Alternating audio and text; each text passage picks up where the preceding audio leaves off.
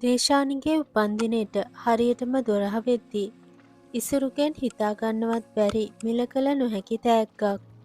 පසුගිය කාලයේ සමාජ මාධ්‍යයේ කැපී පෙනුණු ජනප්‍රිය පෙම්වතුන් යුවලක් තමයි ඉසුරු සහ දේශානි කියන්නේ.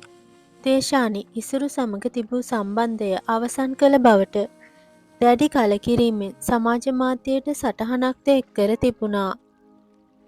කෙසේ නමුත් පසුව දේශානි සහ ඉසුරු නැවතත් පෙම්වතුන් වී ඇති බවට සමාජ මාධ්‍යයට එක් කරන ඔවුන්ගේ ඡායාරූපවලින් පෙනී යනවා. තමන්ගේ පෙම්වතිය ගැන මින් පෙර කිසිදු සටහනක් නොතැබූ ඉසුරු දේශානිගේ උපන්දිනය දවසේ ඔවුන් එකට සිටින ඡායාරූපයක්ද පළ කරමින් ඇයගේ උපන්දිනයට විශේෂ ආදරණීය සටහනක් එක් කර තිබුණේ මේ ආකාරයෙන්.